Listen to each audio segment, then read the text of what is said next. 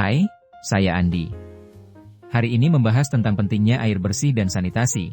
Tujuannya adalah menjamin ketersediaan serta pengelolaan air bersih dan sanitasi yang berkelanjutan. Air bersih adalah kebutuhan dasar setiap manusia untuk hidup sehat dan seperti air minum, buang air besar sembarangan, sanitasi dan kebersihan. Untuk mengembangkan kualitas air, perlu adanya pengolahan air limbah dan penggunaan yang aman, juga meningkatkan efisiensi penggunaan air dan pasokan air bersih.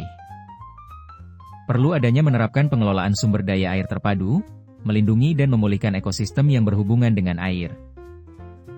Memastikan ketersediaan dan pengelolaan air dan sanitasi yang berkelanjutan untuk semua seperti kualitas air, akses terhadap air minum dan standar sanitasi.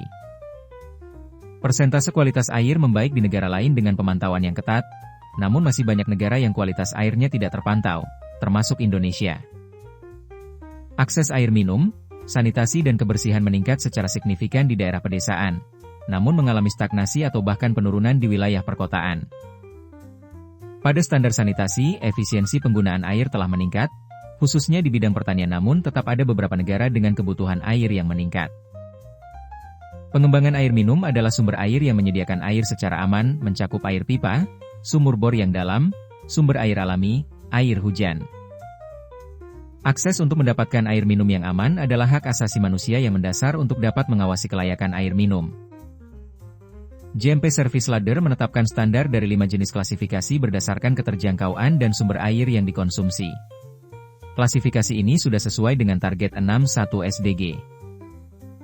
Tahun 2022, sebanyak 83 negara telah mencapai lebih dari 99% cakupan layanan air minum yang memadai. Artinya, negara berhasil tersedia akses air minum yang aman.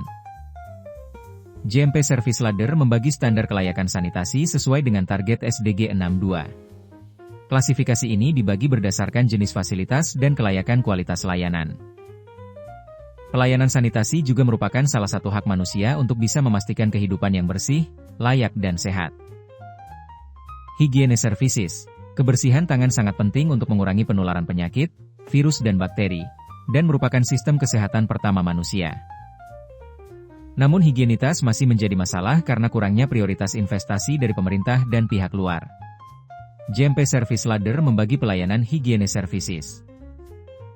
Peneliti Badan Riset dan Inovasi Nasional, BRIN, memproyeksikan rata-rata curah hujan di Indonesia akan menurun pada tahun 2070-2100 akibat perubahan iklim. Dengan dampak langsung berupa meningkatnya kemungkinan krisis air, khususnya di pulau padat penduduk seperti Jawa, Sumatera, dan Kalimantan. Pantauan BNPB pada periode 14 hingga 21 September 2023, sedikitnya 166.415 jiwa yang mengalami krisis air bersih. Mereka tersebar di 53 kecamatan di 11 provinsi. 3 faktor indikasi dampak kekeringan. Durasi kemarau panjang yang lama akibat fenomena El Nino, status darurat kekeringan dari bencana kebakaran hutan dan lahan. Sumber antropogenik. Pembuangan limbah pabrik pertanian beraspal dari pembuangan sulfur dioksida dari industri, sumber alami, tanggul, banjir, dan eutrofikasi danau. Untuk mengakhiri pertemuan ini, mari kita diskusikan dengan kelompokmu, kumpulkan tugas di pertemuan berikutnya. Terima kasih. Demikian materi ini disampaikan, semoga bermanfaat, sampai bertemu di pertemuan berikutnya.